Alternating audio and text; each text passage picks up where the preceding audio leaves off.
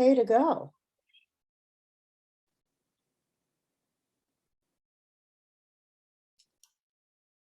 We're on the air. Thank you. Well, welcome, bienvenidos.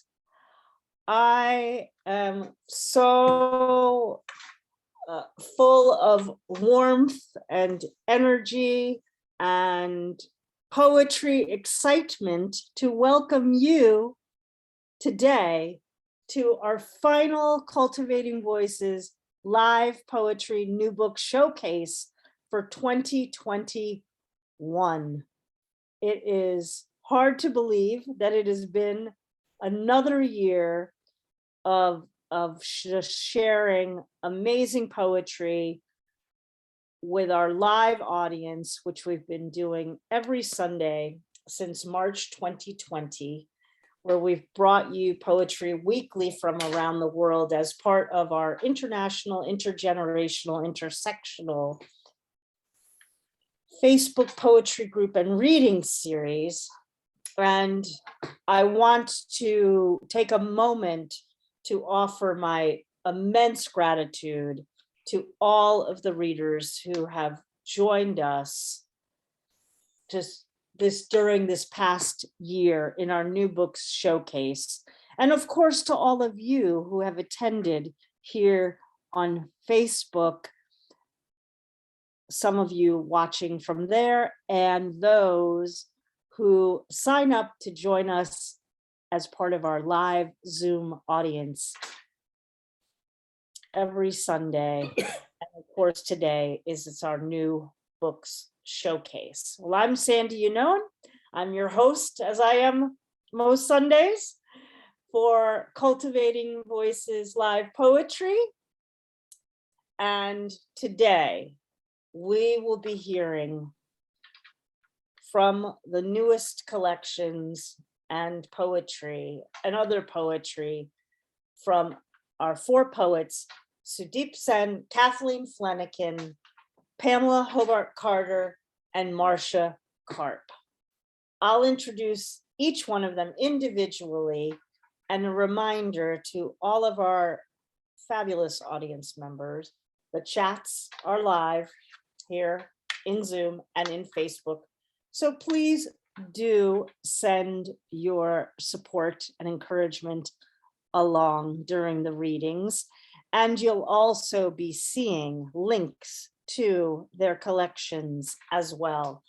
And if you are able, I'm sure you will want to be picking up some poetry collections. It's not too late in this season of gift giving, and poetry is one of the best gifts we can share with each other. So please do be generous and support the poets and their presses by purchasing a book today. And as I said, the links, thank you to Kim Ports Parsons for providing the links for today's poets.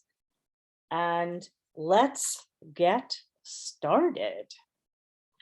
Well, first today, I'm so happy to welcome back Sudeep Sen, who helped anchor earlier this year our Poets Focus on Anthropocene earlier this year. And it was ironic because we did the Poets Focus reading on the theme before the new book showcase from your collection. But at that point, we didn't have, we only had availability late in the year at that point. And so it is fantastic to have been following the journey of your new book that came out earlier this year, and to be able now to welcome you for the new book showcase, Sudeep. I'm so grateful having you joining us this evening. Let me give you a little more of the biographical information about our first accomplished and wonderful reader and member of Cultivating Voices live poetry. Sudeep Sen's latest collection, as I mentioned, is Anthropocene, Climate Change, Contagion, Consolation, from Pippa Rann. Sudeep's other prize-winning books include Postmarked India, New and Selected Poems from HarperCollins, Rain Aria, which won the A.K. Ramanujan Translation Award, Fractals, New and Selected Poems, Translations from 1980 to 2015 from London Magazine Editions, Aerotext from Vintage Penguin Random House. And Sen's newest work also appears in New Writing 15 from Granta, Language for a New Century from Norton, Indian Love Poems from Knox Random House, and so many other locations. Sudeep is the editorial director of ARC Arts, editor of Atlas, and currently the inaugural artist in residence at the Museo Camera. And you also often see him hosting his very popular international poetry program as well, which I hope you'll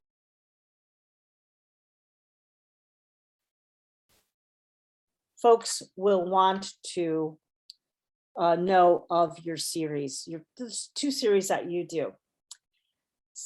Sudeep is the first Asian honored to deliver the Derek Walcott Lecture and read at the Nobel Laureate Festival. And as I said, Sudeep, I'm so grateful that we get to hear again from Anthropocene. Would you please welcome Sudeep Sen?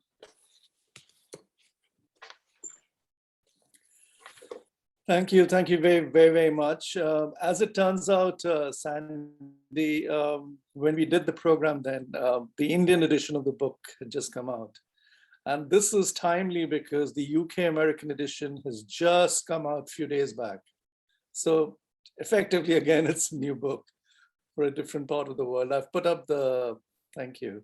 I've put up the link if anybody wants to get hold of a copy. So it's lovely to be back on your program. I actually quietly watch you guys. Many of the faces are very, very familiar, sitting quietly in New Delhi, which is where I live. And it's wonderful to see familiar faces. So it's just a warm space. And thank you, Sandy and Dawn, for creating this beautiful, beautiful thing. The first poem I read from Anthropocene, which looks like this. It's called Disembodied. And this is set in Delhi, my city. And of course, you'll see the resonances in terms of issues and content everywhere else in the world. So it's fairly universal, even though it's very much located in my city. Disembodied. My body carved from abandoned bricks of a ruined temple, from minaret shards of an old mosque, from slate remnants of a medieval church apse, from soil tilled by my ancestors. My bones don't fit together correctly as they should.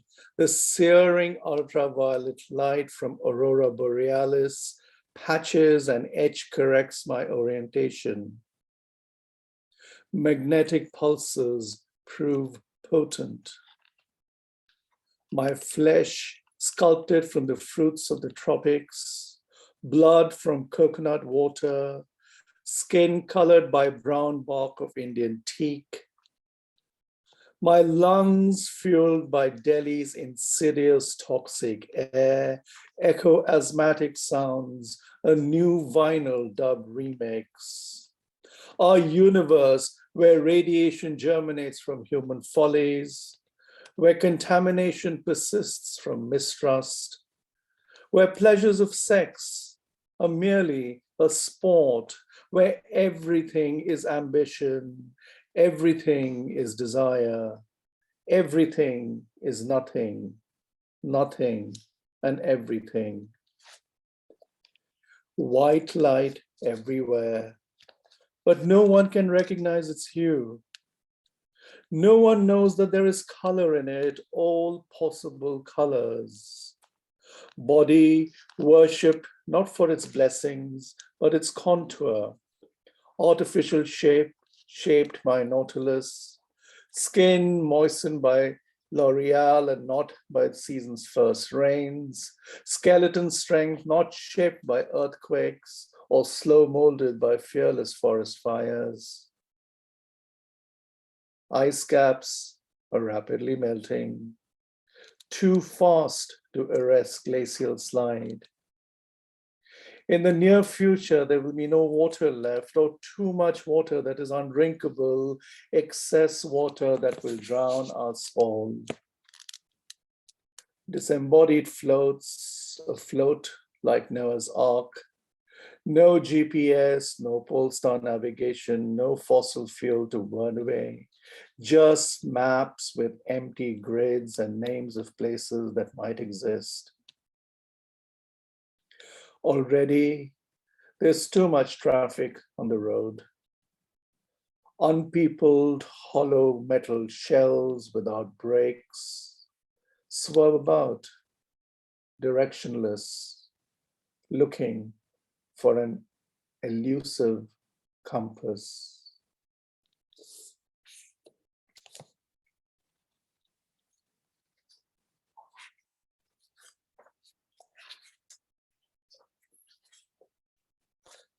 The next poem is a poem which will resonate with people who live in the United States. It's called Obituary, and this was written just after the first wave broke.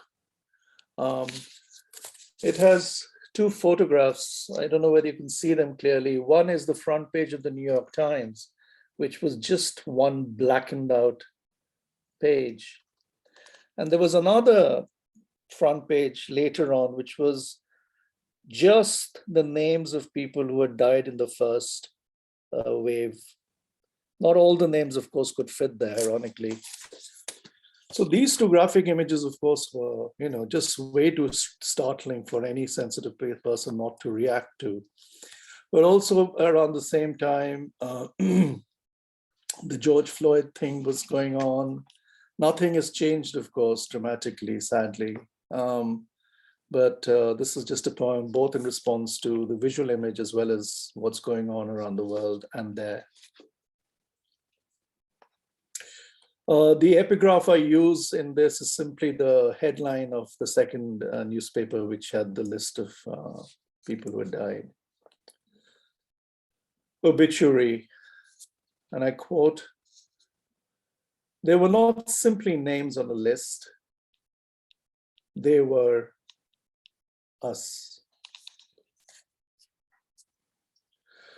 Death knell peals, numbers multiply, virus ravages us one by one.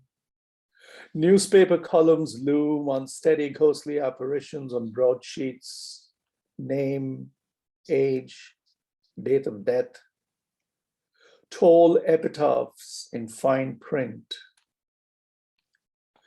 Ink spills, bleeds dark, newsprint blotting out a wheezing breath. No amount of hygiene ritual enables our lungs to resuscitate. Our lives, micropoint-sized fonts on an ever-inflating pandemic list. Black specks, fugitive lonely numbers, the deceased on an official roster. Another sick, another dying, another dead. Yes, they were us.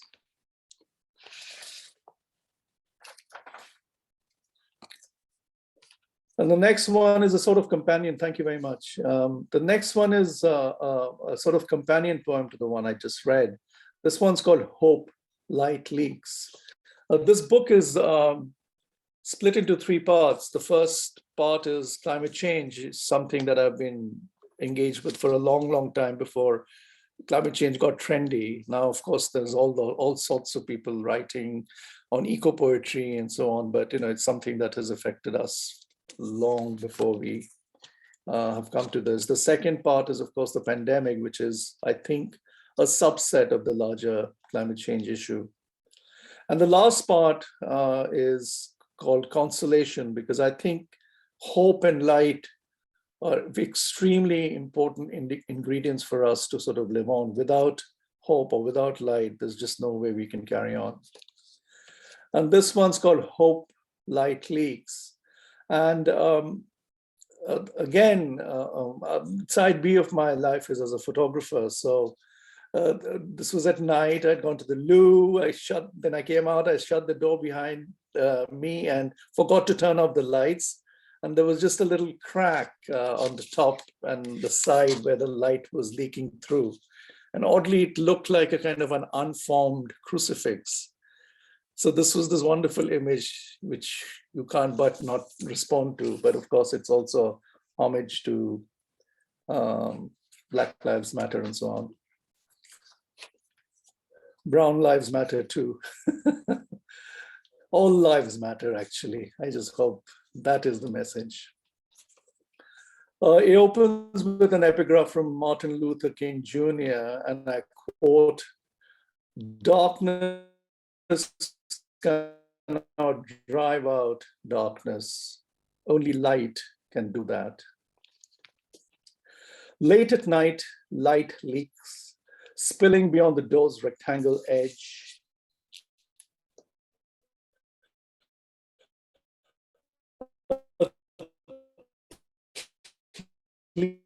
Leaving schism, its new resurrection. Light load expands, contracts. Photons spill, conduction sparks. Light slow removes, cataracts veil. In this blackness, lives matter."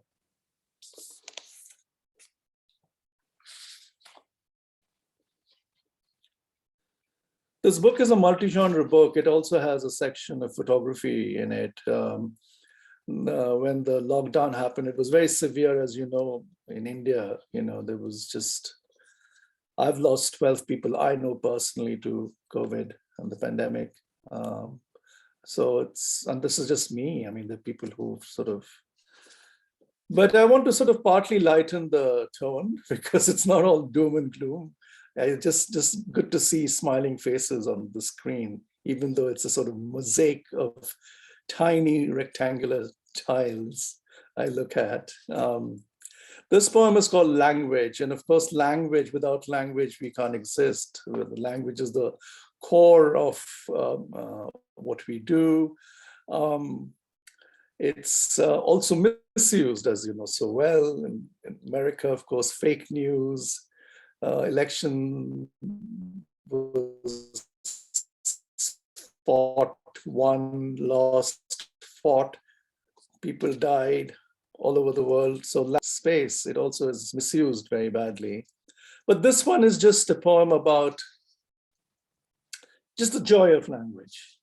And it's an ode to my old typewriter, which when I was in high school, which I had bought with my savings, a secondhand typewriter. Still have it, still works, but the real difficulty is to find the silk ribbon, the red and black ribbon.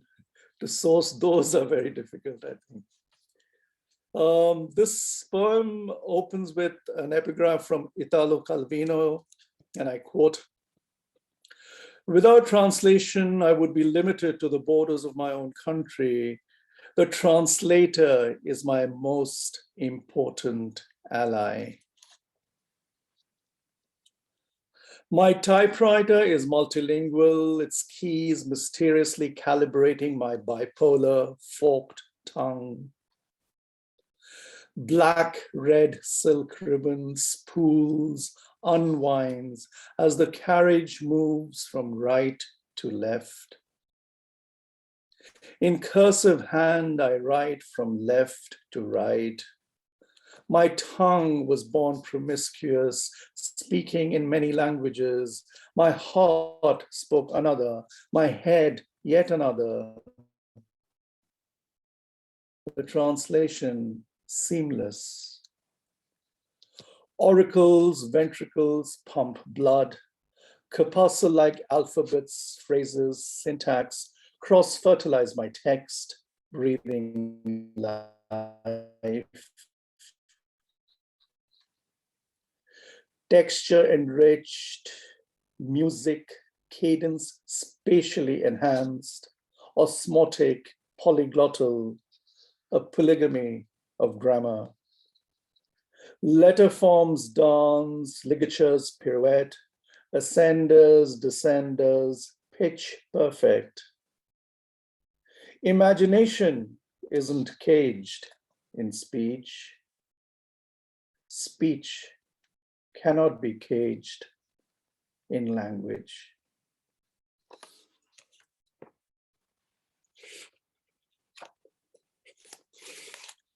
Thank you, very kind, very generous. I'll read a very short poem which begins the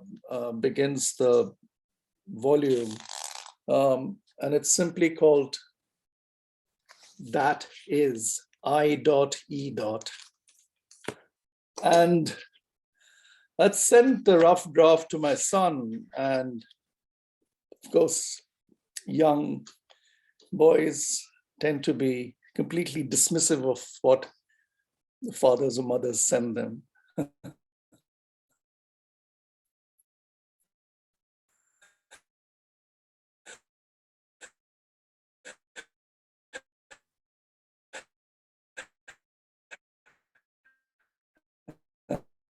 Sudeep, you might want to start again. You're cutting out just a little bit. No, one more poem. But he did, and I said, that's good enough. But I said, sorry. Oh, I was saying you're cutting out a little bit, so we didn't hear. So make sure we get to hear the whole poem, please.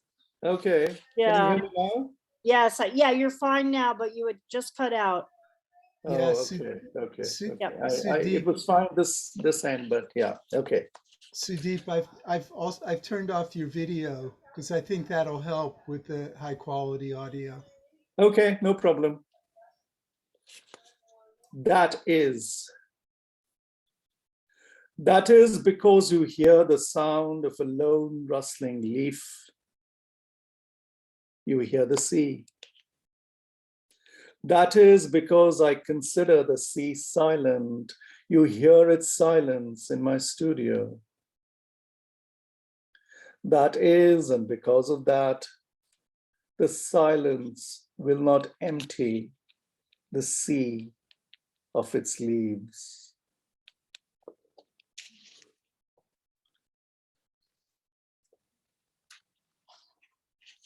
Thank you.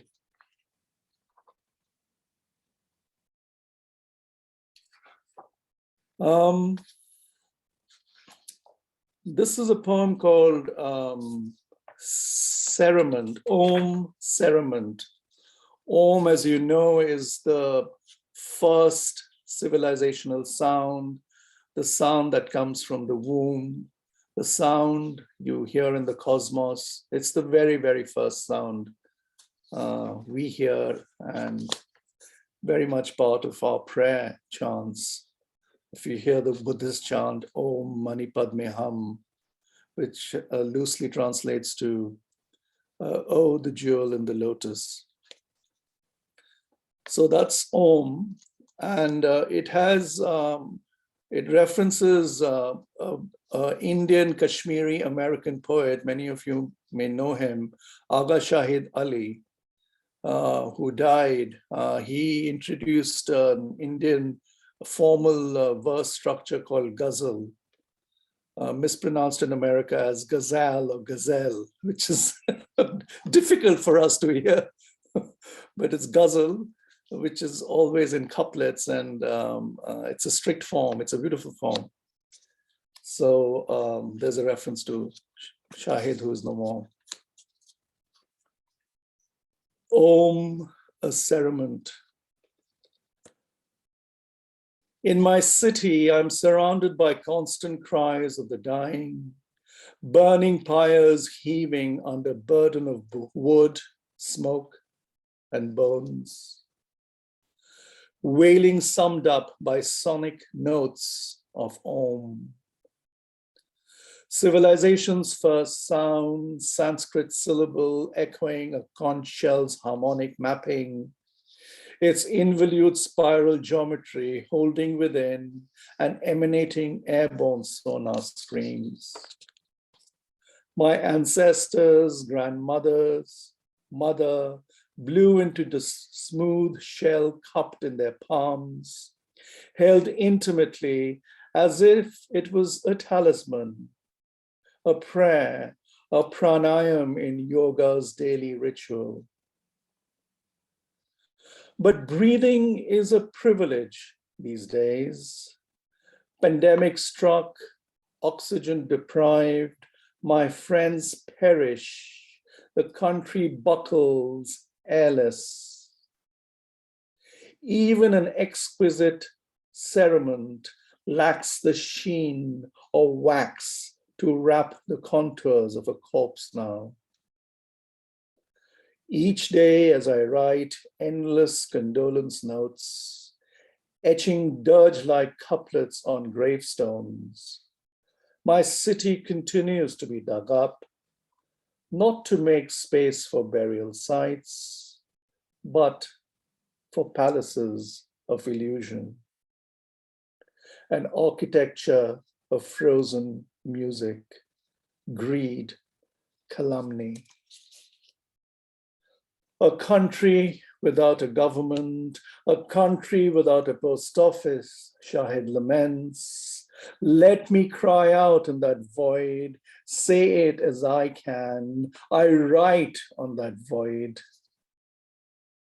Om, celebration now, a ceasing requiem. Yet we chant in hope for peace. Om, Shanti, Shanti, Shanti. Thank you very, very much.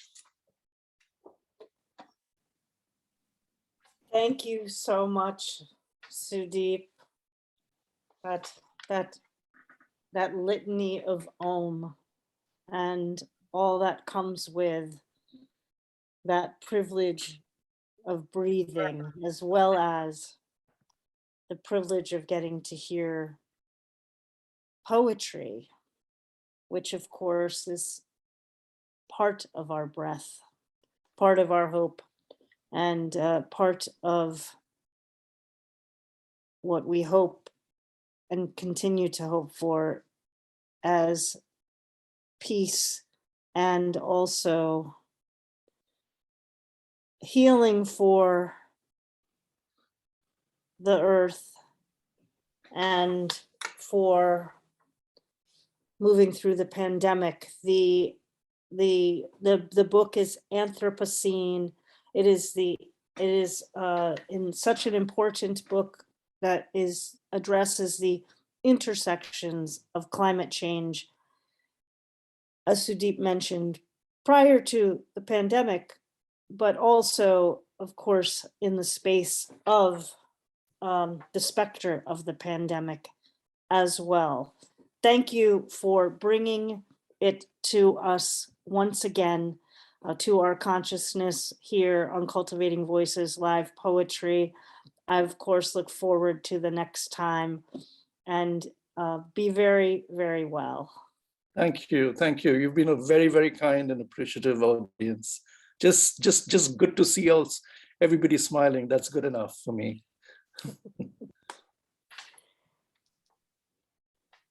Well, we're traveling quite a bit today, my friends, with our poets. We'll come back across the time zones, right here to my to my home state here in Washington in the Pacific Northwest.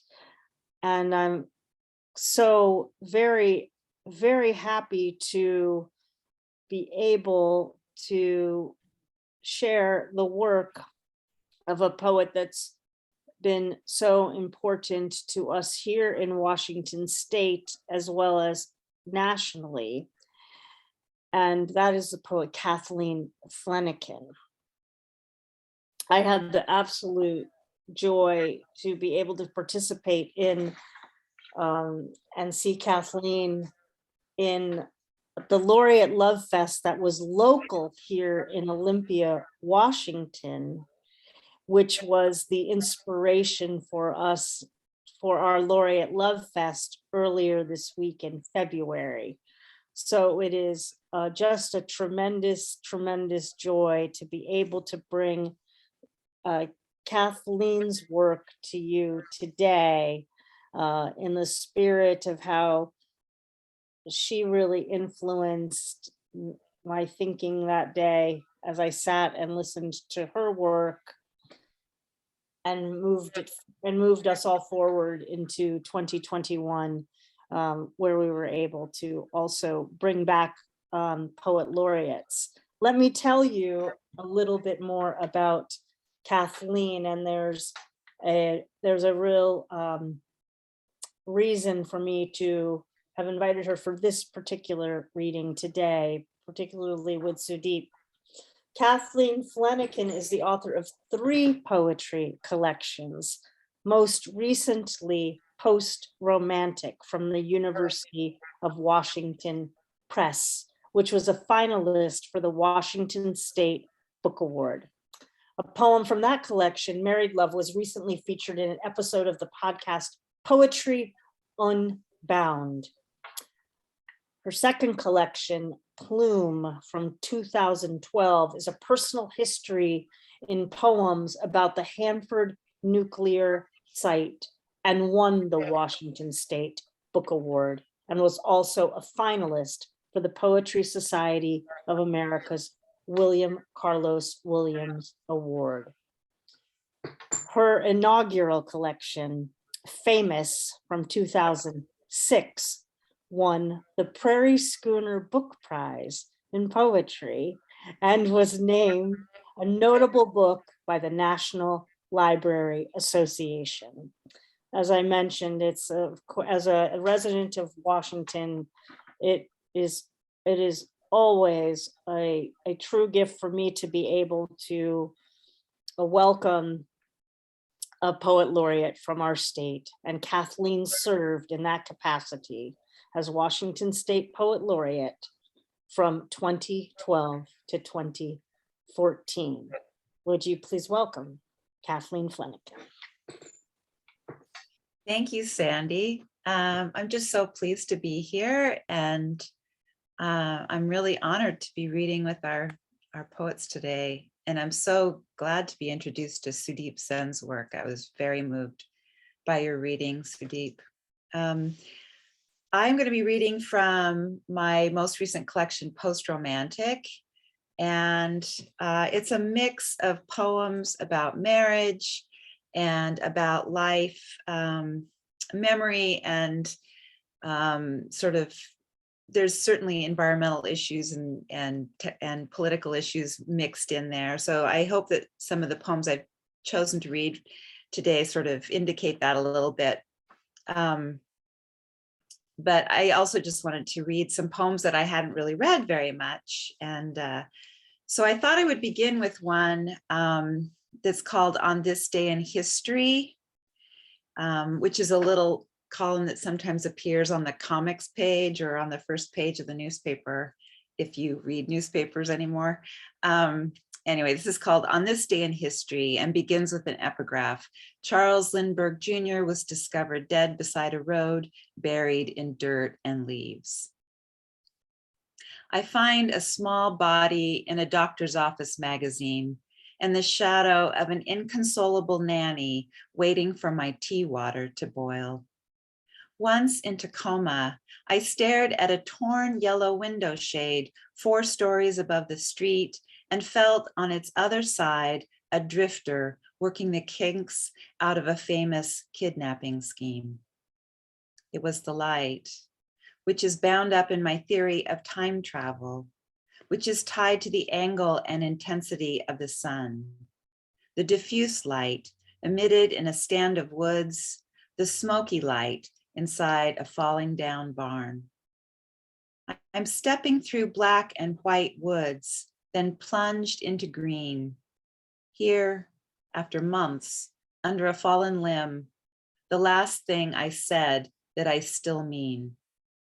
Compare its grain of truth to the ladder leaning against the Lindbergh window. I've stumbled on my father and his twin in their baby buggy, riding shafts of early 20th century sun, and my own unformed self in the shade of a 1960s tasseled awning. Time is a poor alibi, and there are too many coincidences to explain. The baby's headstone engraved with my birth date, my instinct for escape, this lifelong fascination with flying.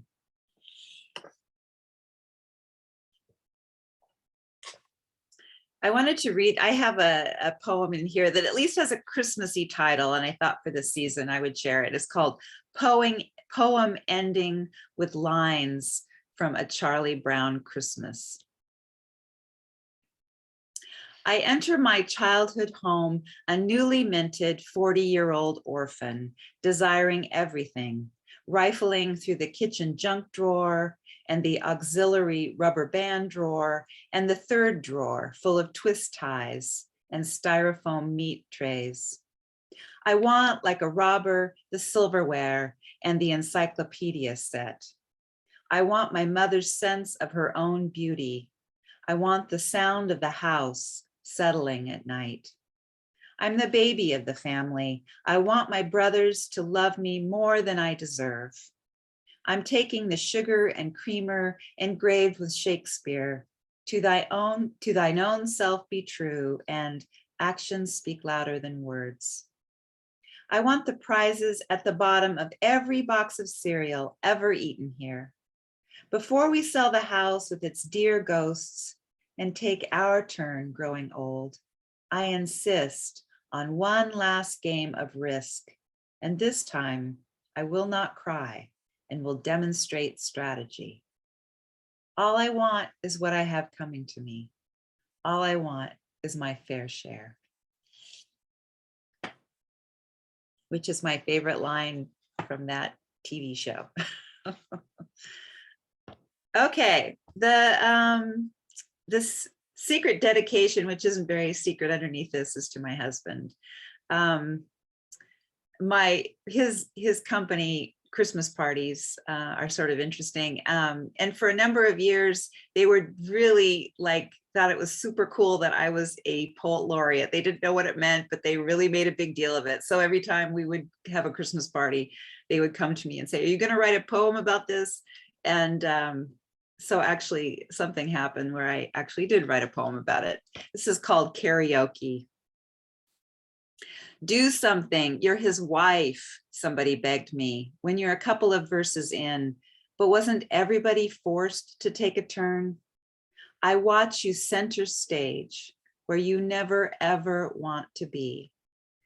Stunned in the revolving red lights of Jimi Hendrix. Are you experienced?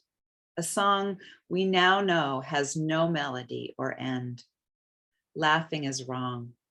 What else is there? Your boss records the crime on his iPhone.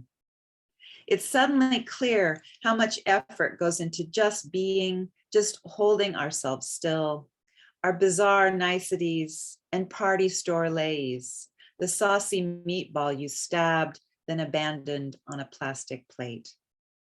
A few with good manners pay no attention and pore over the list of has-been anthems.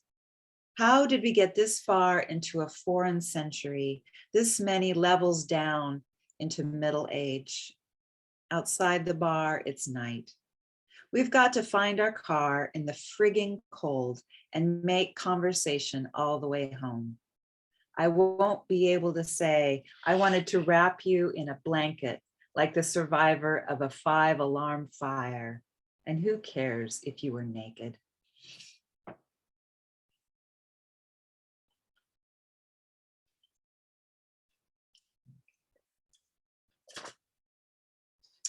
My second book, Plume, was about the Hanford nuclear site, and that book has had, it's really been taken me on a journey. It's sort of had a life of its own, and one of the kind of interesting things that have happened is it's taken me to conferences and all kinds of sort of technical meetings. And I attended a conference once, and I about the Manhattan Project sites.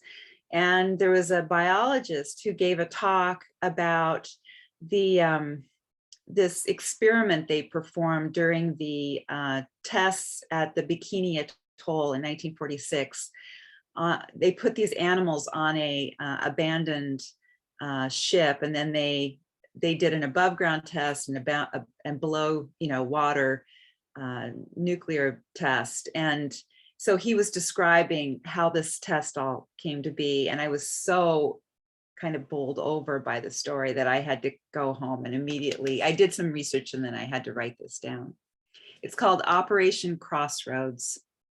In July 1946, 2 atomic blasts were conducted by the US military at Bikini Atoll to study the effect of nuclear weapons on warships. Sailors boarded the floating abandoned ship, a frigate about to become an ark, unloading caged rats and mice, bags of insect-laced meal, goats and pigs, which the men dressed in naval uniforms of uncertain rank. They rubbed flash creams into the shote's whiskery skin, shaved goat's hair in human styles, which encouraged the willies and rude remarks. Many were farm boys, checking rats against a master list, sweat rolling down their bare backs. They secured goats in the galley, mice in the brig, carried in cages or pulled by the neck. The pigs in sick bay roamed among the berths. They'd got their sea legs. 2 sailors pulled a hat on a pig on deck, but he wouldn't have it, kept wriggling free, sensing their ridicule, or perhaps the despair underneath. The pig they locked in a ship's head squealed the minute the door clicked shut. Sailors tied goats to bunks, to valves in the engine rooms, backing out of each tableau, closing hatches on the bleeding and shitting, every animal anxious, picking up on the sailors' cues. Then they debarked, counting human heads 3 times before pushing off, motored back to the USS Burleson and moped around the empty pens full of straw where the pigs and goats had lived on the high seas for a month. The countdown began. Anybody who bet on the pigs to live lost, if not the day of the test, then in a week or in the second undersea blast, and had to pay up for his optimism. Except Pig 311, locked in the ship's head, who was found later dog paddling with sea turtles toward Bikini Atoll. All right, I have 2 more poems. And this is a memory of, I think it's one of my, I think it's a very, very early memory. I was still in a crib, so that's how early it was. All unknowns were equal. All unknowns were equal when my head was still soft like a mushroom, and I'd wake in the abandoned light to a consciousness like moss. How large that yellow-green world with its shadow prints on the window, but also the marshland that was I. Some scale measured the 2 equal. And since I could wander only a few steps in either direction, I wasn't afraid. This seems now like the vestigial memory of some other ancestral being, though I still feel the blue satin quilt pulled to my chin and watch myself unfolding fingers from a hand at the far reach of my arm with the patience I'll never recover or comprehend. The patience of a low place in the land waiting to become a sea, or maybe an inlet, since the self is rinsed each day in the world. Mother used to say, I'd lie quietly in my crib a long while. And then this will be my last poem, and I'm so grateful to you all for watching, and I'm grateful to be here today. And this is a long marriage love poem called With Seagulls.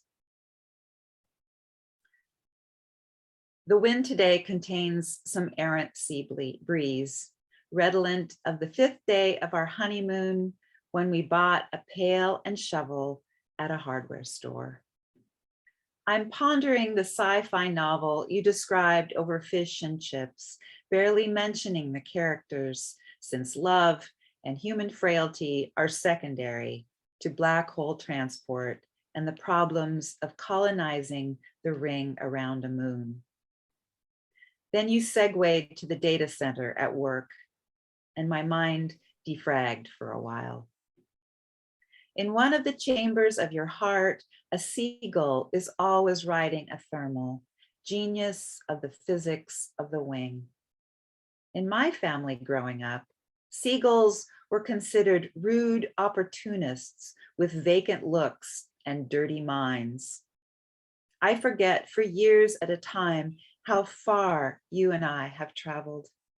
Then a seagull drops down for a French fry, and there you are, holding so still, the transaction between you is personal and delicate, like when two married people start liking each other again. Thank you so much. Thank you. Thank you so much, Kathleen. Again, friends, the new book is Post-Romantic. Let's see that.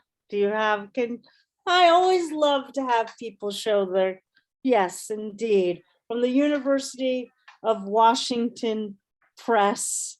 I want to just say anecdotally that when I was a kid, I always read that on this day in history, and it riveted me for some reason. There was something about vertical time, how things landed from the same day all throughout time.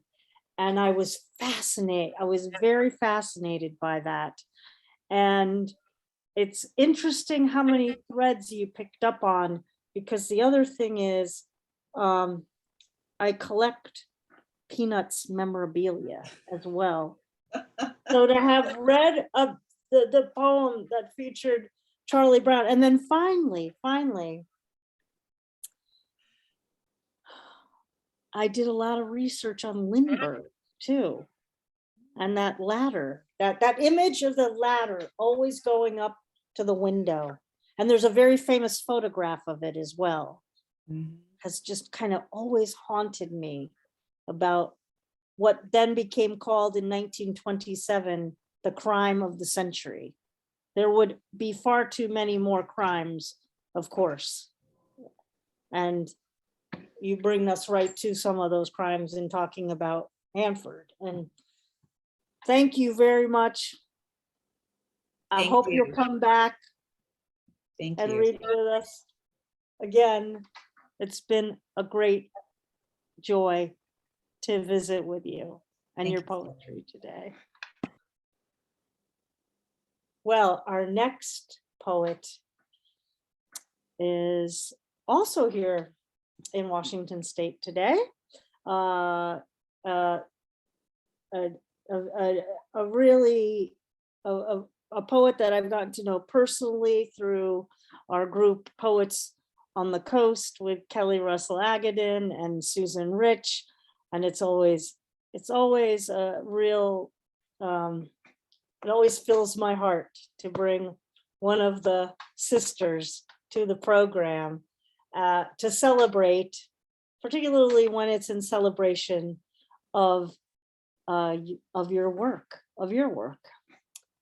Well, Pamela Hobart Carter is the author of 2 poetry chapbooks. This is one of my favorite. I love this title so much, and I haven't told you this. But here it is. Held Together with Tape and Glue. It's like one of my favorite titles ever. From Finishing Line Press 2021, and Her Imaginary Museum from Kelsey Books from 2020. You have been quite busy and doing well, and I'm so pleased. Pamela's plays, in addition to her poetry, her plays have been read or produced in Montreal, where she grew up, Seattle, where she currently lives, and in Fort Worth, where she mentioned she's only visited. And she's earned 2 degrees in geology from Bryn Mawr College and Indiana University before she became a teacher. During COVID, she's added Make a Poem at Home lessons to her website. And please, I'll put that website in the chat. The very eclectic, creative, always involved in the endeavors of creativity beyond poetry. And I always love to hear about your playwriting prowess as well. It is just a great delight to have you sharing from your latest collection, Pam. And here we go, from Held Together with Tape and Glue. Pamela Hobart Carter. Thank you, Sandy. It's kind of scary coming after the prior poets, I gotta say. I'm just in a state of overwhelm, but here goes. I will start with Held Together with Tape and Glue. And I'm showing the cover also today, not just to show off the cover, because I'm very happy that the book exists, but because I want you to see the photograph that's featured in the collage here. The first poem is based on that photograph, which is by Robert M.L. Reynard, who lives in London and who I've only met through social media. Flight over a quiet square. When a bird flies toward you and you raise your lens, you can't be sure the solar angle or the contrast between its white plumage and the shaded verticals of formal colonnades and fancy fenestration behind it will show to the advantage you imagine. You frame strong sun painting feathers bright through the gull's fanned tail and wing edge. The flying form at an active banking angle, about to alight on pale gray pavers, discreetly delineated foreground. We dream of flight, of riding sky, of letting a wind hold us aloft, landing as easily here as on a rooftop.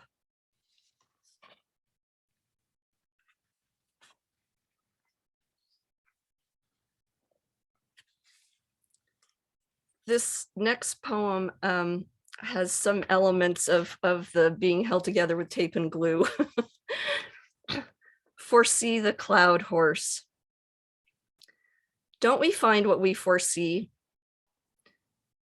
Is it a sort of universal law, particles spelling the message, available only as wavelengths of imagination that daily pass, so as to return us to a state of wonder? To set our dreams upon, like a song now, a cloud horse gallops across a blue meadow. I've mentioned to a few people that about how Jericho Brown has described that we can make use of those poems that we may not really endorse for our own selves, that we may have struggled over and realized like, you know, there's nothing else that's going to happen with this one. It's not going to go anywhere, but you can pluck a line or two out from here or there and paste them together. And that's how some of these poems came to be, which is where I got this title from, Sandy. How to go at it. With fertile velocity, no fake scraping or bowing. A meticulous approach, because key moments are both fragile and profound, swift to quash with a stumble. Through the gate to this garden, we find thistles and birdfetch, as well as roses. Notice how bees visit all blooms, not only those sown by hands. Inhale this sweetness, this tang.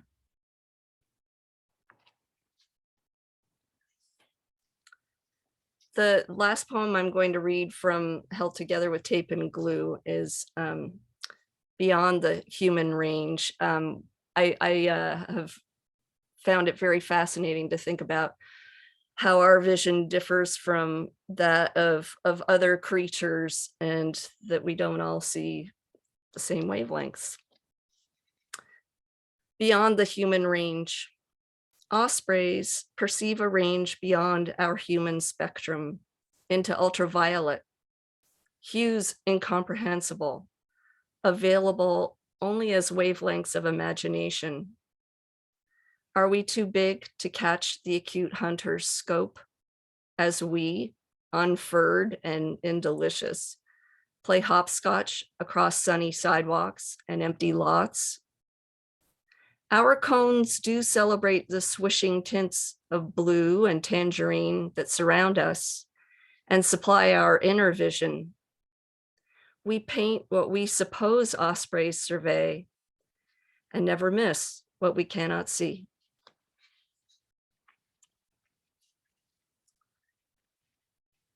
I brought beside me to the computer a packet of poems I've been working on that are actual collages, and I in responding to Sudeep and also to Kathleen, I pulled this one off because of the water connections in it. So this is this brief collage poem. Learning from the drops of water, your adventures become a solution. River as form. Cascades gift you family. Think about self through confluence.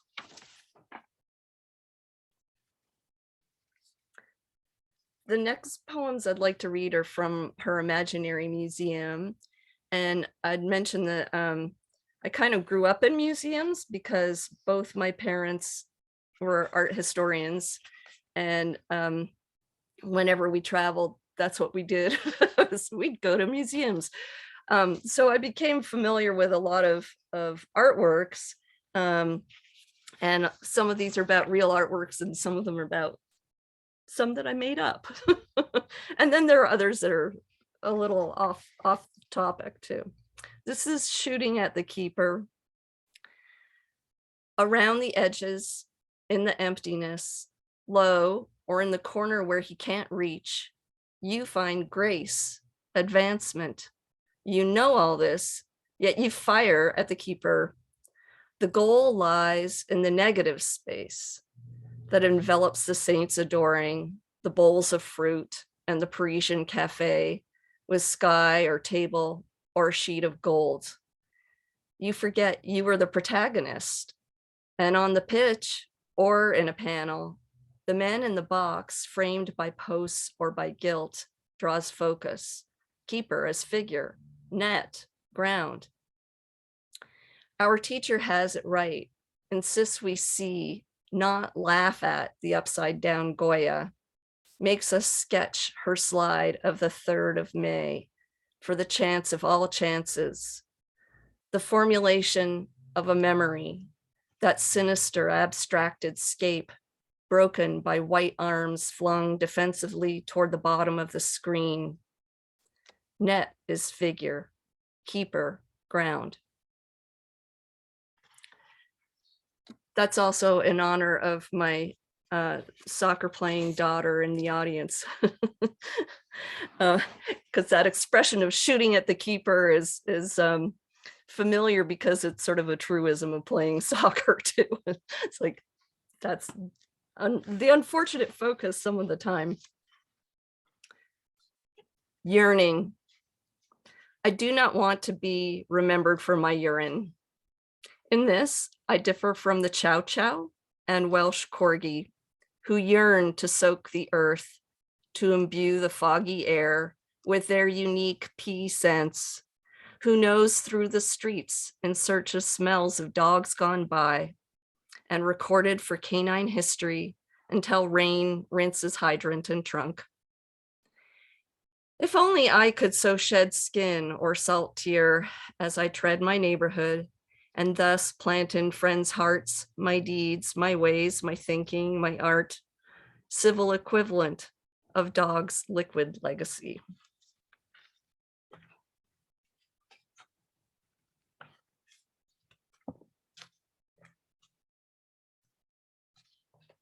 This is about imagined artwork. Unbound. Everyone knows the artist of this painting has been dead for centuries.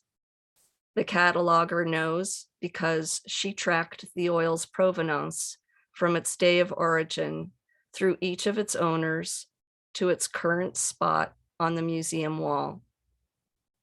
The curator knows because she has studied this artist for years and sees everything about him this oil reveals, from its browns and ochres telling his home to its bold chiaroscuro tracing his training. The chemist knows because he has probed the age of the dye stuffs and varnishes. The visitor knows because she has traipsed through hall after hall, through ancient times to the Middle Ages, to this oil. While she knows the artist is dead, here she stands in conversation with him. His wit cracks her up. Her laughter startles the guard, who is unused to others like himself. Before opening and after closing, he also chuckles with the dead artist, banter unbound by mortality or clocks.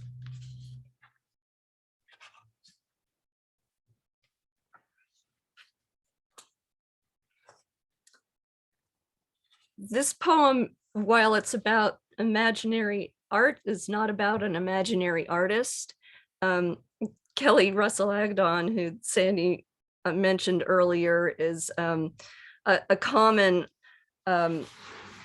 source of joy and poetry pleasure for both of us. Talks about writing into your passions. She very politely calls them that rather than obsessions, but I have an obsession with Paula Modersohn Becker, and this poem came out of that obsession. Pregnant. This painting gives birth to baby paintings, not pretend or metaphoric births, litters of miniatures which tumble from the untidy backside of the canvas, where the artist stapled the edges of cloth to wood. Trained on the gravid frame, cameras splutter to uselessness, recording nothing of the repeating miracle. After each phone call from the night guards, the museum director purrs opera on her car radio during her inbound commute. The institution's income is secure. At auction at Sotheby's, the miniatures will be gobbled up. The subject of the painting, no surprise, is the smiling nude self-portrait of none other than Paula Modersohn Becker, pregnant. For decades, art historians believed the opus among those destroyed by Nazis. In neglected museum storage, a persistent cataloger, sorting through a clutch of small, unsigned pieces, had discovered, hovering above them in the shadows, the object of fecundity. The complete simplicity, the simple completeness said it was Paula's, her PM-B in the corner surplus. The young cataloger performed her job, documented the crowd of little portraits of infants. Only when Paula's pregnant nude graced the gallery wall and the next births occurred did the cataloger attribute the nursery of tiny pictures to the workshop of Paula Modersohn Becker.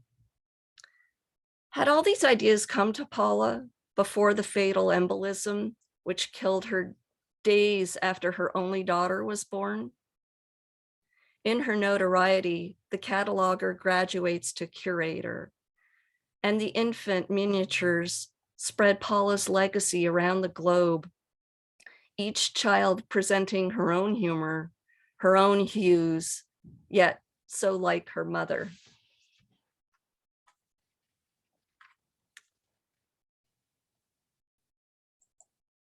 Thank you. This next poem is an erasure from How to Keep Bees by Anna Botsford Comstock. Recourse. Where to put sunshine in the afternoon? An ideal place on sod ground where trees are a joy. What then? Young horses will be permitted, then a trellis of grapes, hops, Virginia creeper, lilac trees. Shade must have recourse, perhaps with a simple slanting ample enough to allow an aisle between stones and air, between high winds, this row of hardy evergreens. Which is a secret tribute? Grass, salt, or ashes? This period spent on our knees. When would numbness reach the doorway? When is safe? Thank you very much, everybody. Thank you so much. The new book is held together with tape and glue. Pamela Hobart Carter, and as I said, I just always revel when we can bring the sisterhood together here on Cultivating Voices. And it's been just amazing to hear about all your other endeavors around how you use the collage. I love that you showed us that as well. It's really great to be able to have a window into people's process. So thank you for sharing that with us today. Beautiful. Well, my friends, we move to our final reader for our final new books showcase of 2021. And we were very fortunate last week to get a preview of Marcia Karp's poetry during our Poets Focus on Clocks, our themed live open mic. And I'm so grateful to those of you who were with us and who've listened to that. And it was a really terrific reading. And Marcia came and read one of her poems. And so it's just terrific to be able to hear you 2 weeks in a row, Marcia. Let me tell you a little bit more about Marcia Karp. Marcia Karp's new collection, If by Song, was published this year by Lily Poetry Review Books. And if you're not familiar with the books that are put out by, published by Lily Poetry Review Books, and or the Lily Poetry Review. I really can't, I can't express enough how much I really love what Eileen Cleary is doing. They had a reading just an hour ago to launch some new titles. And if I wasn't prepping for here, I would have been going to that launch because I really, really do love what Eileen Cleary curates. Marcia Karp's collection, If by Song, as I mentioned, is titled From That Press. Marcia has had poems and translations in the Times Literary Supplement, the Harvard Review, the Guardian, and also Catalyst in English and Petrarch in English from Penguin Books, the Word Exchange from Norton, and Joining Music with Reason, 34 Poets from Oxford 2004-2009 from Waywiser are her other collections. I am just so very pleased to be able to welcome Marcia Karp to the program to be able to share her newest work, but also to celebrate with you the way that she has engaged in translation and study and poetry throughout her wonderful career. Thanks for being with us, Marcia. Thank you so much, Sandy and Dawn and Kim, for making this possible. And I want to say something to Sudeep, Kathleen, and Pamela, how moved I am by the particularities in all of your poems. Thank you. I guess I should say I'm going to be reading two poems. Missing Brother, Missing Son. When we agreed you were gone, we spoke your name loudly and often, shouted it out to anyone who had known you or met you. Lost in a crowd, we'd find reasons to spit it out into the eyes of just anyone.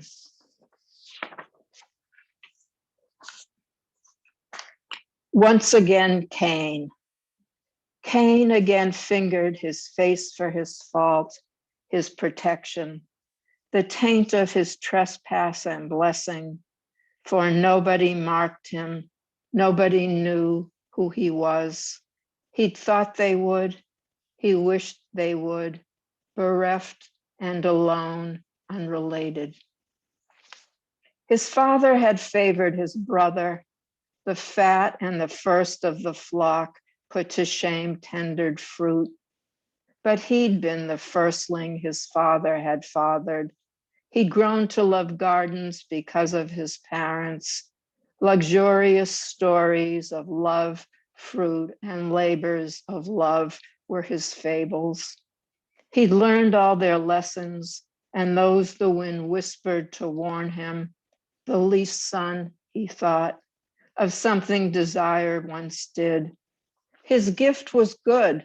His father couldn't speak ill of it. If Abel had not fed his flock, the fruit disparaged, despised, despoiled, since father shunned, Cain wouldn't have wished him dead, wouldn't have wondered if wishes could kill when at once Abel died. His parents didn't blame him or know that spilt blood found its tongue in foul accusation, crying, Cain.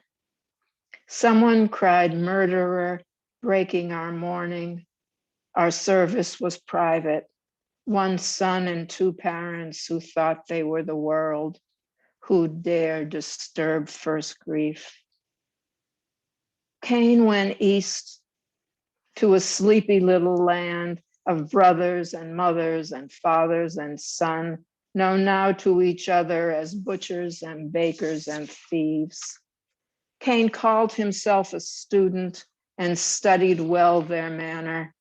He tried his hand at baking. He tried his hand at thieving. He tried to live as if he were a man like any man. He studied well the way love was. He thought he wanted love. He thought he was a kind man.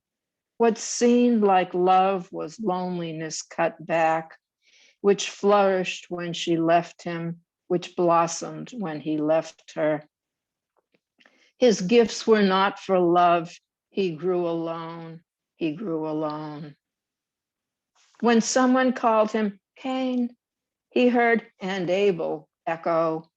Their parents had called them Cain and Abel, come quickly. Abel and Cain, come look at the stars. They'd bounded together towards awe. When he visited his parents, their only son now, first and last and least no more. If ever outside himself he had been, he always spoke of Abel, and Eve and Adam were grateful to hear their lost son's name. Eve was immobile, movement was measured, some shadow embodied stayed her steps in impulse. Impossible inches impeded her wanderings. Still, whither she went, again Adam went with her. Walking the garden was work never finished. They'd only one fruit tree, one flower bed now, one rusty patch for the fruits of the earth. Cain was their prize crop now, cared for though absent. They asked me for nothing, and that's what I answered with. Then I heard Cain on the wind, west to my father I came. Something had happened, and Adam was wholly at war against himself, and not trusting himself, he scrutinized Cain. Cain's was the last love Adam would ask for Eve was unable to love now, and Adam knew no one save Cain. Not needing sleep to dream, Eve awoke to find no one and nothing she knew. Not Eden, not Adam, not even the fruit on their tree could she name. She called Adam torment. Cain fought with his father and knew that his father cried out in secret. Cain had his own fears. He was all Adam, all Eve. All that he was born in the garden. Cain, who lived far from the world of the world, who'd watched when he'd watched it, encaved in the shadow of Cain, now went to the world with his family. But first he told Adam their flower was frailer than May snow, astonished furled seedlings. And Adam, in first grief, let Cain call the world to pluck Eve from his side. And Eve, being told, gathered strength and opposed him, faultier than a serpent's truth. My child is your calling. No, no, no, no, no. They waited. The world came to gather, transplant, prop, and sustain her far from their garden. And Cain found him who'd wandered from breath. Cain hurled a rock against a rock to smash the air. My father. Cain didn't wonder if wishes could kill anymore. Abel had died on his own. Still, something stayed Cain from the life he would live, some sentence imposed long ago. In his wanted cell, Cain knew his crime was made fresh by the death of his father. The rigors of his death condemned the vigor of his son to spend itself amazed and fruitless. Cain held his parent fast and faultless. Distant kindred cursed Cain's grief. Then Cain must tell Eve as she lay among strangers, Mother, he's dead. By his hand? Yes. And mother? Yes. Mother me now. So Eve knew but couldn't say how. The body of Adam was buried in bellies of beasts denied Eden, its flesh and its bowels, Its eyes were decayed in the maws of the beasts Adam, Cain, Abel had named. And sometimes straight on the wind came his father to Cain, his scent or his whisper, his laugh, sigh, or air of him. The father of old Cain had loved when a young man, the first of men in his world. Not kindness nor kin to Eve now was Cain. Go, I could kill you. Eve now in her turn sought his harm. Help me, I'll bite you, help me. And his weeping for Abel, his weeping for Adam, were titters in paradise next to this weeping, it seemed to him now. Eve began her song, and Cain sang in return, so he might not remember his silence towards Adam. Can you lift me up, my dear son? Oh no, dear mother, why? To carry me round so the people can see. It would make the people cry. Like a child in my arms, sweet mother, I'd bring you round the town, and old friends then could look again for what they knew when you were you. Can you go to hell, my dear son? It won't take long to go. Eve might call for Adam or Abel. She called most for Cain, her companion, her keeper, who kept her pieces close together. He'd say, if I'd only, oh, mother, believe me. Cain went out when she cried, comfort me, Cain. Once long ago, Eve told him the story of Cain. The child you were, Cain, convicted himself of being a child, a person alive. We meant to acquit you of cumbrous charges that grew as you grew. But we saw our slip of a boy propagate opposition to himself. As Eve was speaking, what came back to Cain was his infant guilt, cunning and craven. His crimes were exempted by pitying parents from penalty. Or some doubt he'd discharge his debt if his payments were few and small, kept him on trial for his faults, for his trials, for his doubt, from the first judgment due and forever, it seemed. A woman taunted Eve, Abel-less, Adam-less, less than Eve, Eve. Cain in a lie said the taunts were for him. Even then she knew and said no. Then they called Cain one day. Eve was destroyed in a fall, pushed by a taunter in full knowledge of harm.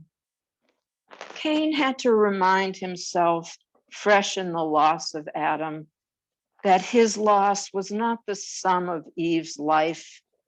She called and called for a girl she'd been a girl with, or Adam. When Eve told Cain she had spoken with Adam, Cain was resigned. Tell my father, dear mother, I miss him. When Eve would raise her hand to herself, Cain was unkind. He went to the strangers who tended to Eve and asked them to care, for he thought her unfair, though Eve was diminished, and he hated her then. Again and again, Cain scratched for its roots, yet he could not follow his mark. Its tangle of runners defeated him. He always meant not to, but often did, discount not his weight, but the weight the world held him in, like that time his father, he'd thought, had favored his brother. He kept Eve alive because he was lonely. They called Cain too late, and he came to Eve, now empty of air, save the fetid wind-trapped, sickening her son, when all that Eve was but flesh went. Cain couldn't conceive again ever containing the wash and the whip he'd once held to be life, held with pure having, not naming the hold on him. He felt now not nothing, but seldom, remembering some pleasure, some grief, some puzzle of pride. He who'd brought Adam and Eve, who'd brought Abel, a delicate language they'd learned, for they loved him, lived level and lone now. Fate again figured Cain's face, that no one might know Cain save Cain. Thank you.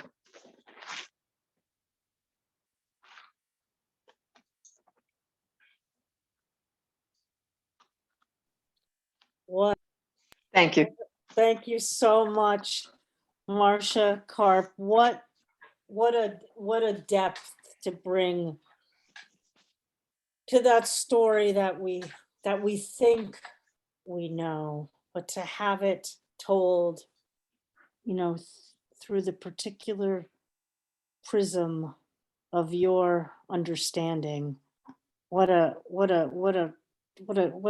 true, remarkable way for us to end our program today. And I'm very, very grateful that we were able to hear from Marcia, Karp, and the collection is If by Song. So moved, so really struck by it. All right, everyone, we have been together today for our final new books showcase of 2021.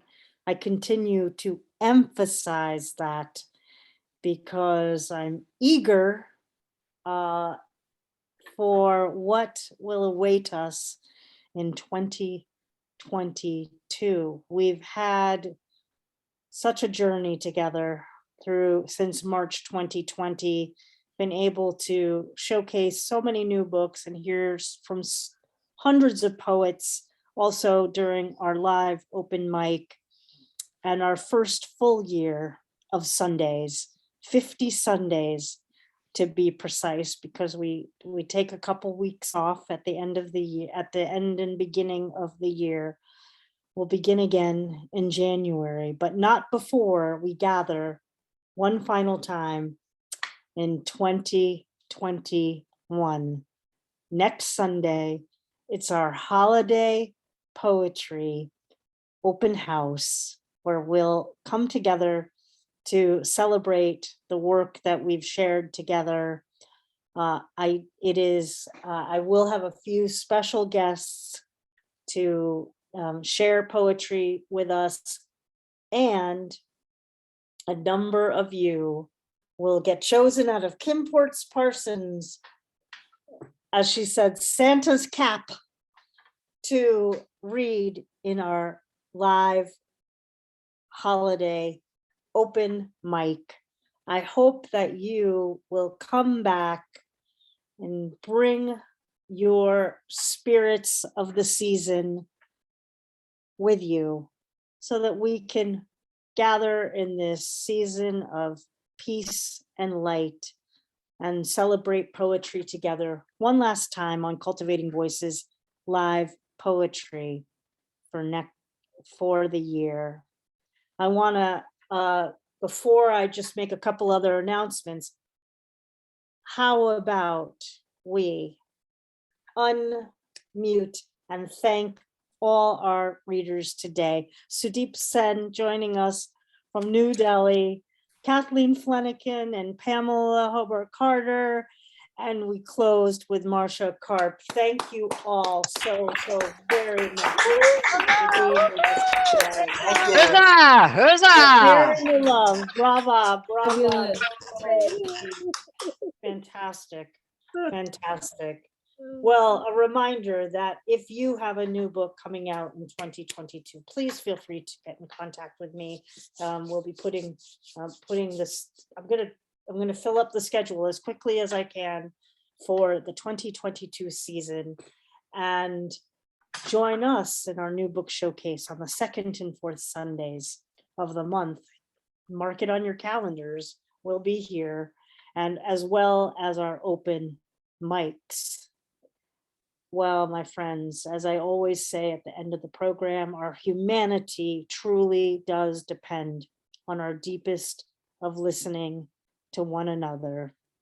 You demonstrate the display of that humanity every single week when you join us here in Zoom, when you watch on Facebook or watch live and or watch the recordings later that we have on YouTube as well as on Facebook. Thanks to Don Krieger for providing that opportunity for us to be able to do that. And of course, thanks to Kim Ports Parsons for all of your promotion of poets, the love of poetry, and making sure that we know how to purchase the books of the folks that join us here on Cultivating Voices Live Poetry.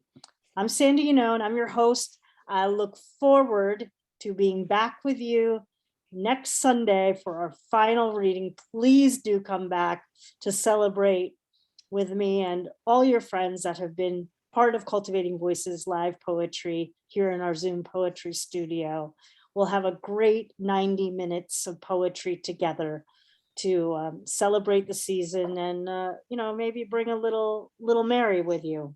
So have a great week and be well. Keep writing, my friends, and stay safe. We'll see you next week. And I'm just going to give some shout outs to everybody as we leave the room for today. Those of you that I'm seeing. Thanks so much, Yeva, Scott, Pamela, of course, Billy Brown, Marcia, Karp. Thank you once again. Thank you. Martina, Jude, so nice to have you here with us today. Mary Gilliland, it's so great to see you today. Kate Wegerson, I know I'm going to see you next week.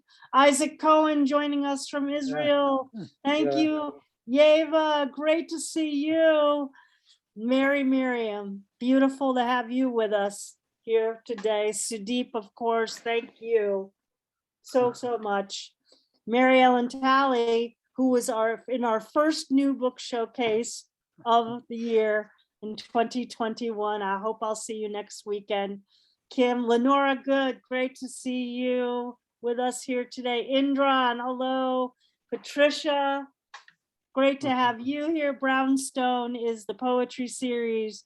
Vanessa Smith, thank you so much for being with us today. So thank you so much. Our good friend, I always love your nickname, Doll Mathis. I love it. It's great to have you with Risa. I'm so happy to see you today. Oh my gosh, I hope you'll come back next weekend. I hope everyone will be here. Rosaline, Charlene Neely, Leslie Trainer, Amit Dahayabacha with your new book also out. And of course, I think my final is Don Krieger for today to send my greetings to. I'll see you all next week for our holiday poetry open house. It's been so great to be with you today, my friends. Just keep doing what you're doing out there. You're remarkable. And I'm so grateful to all of you.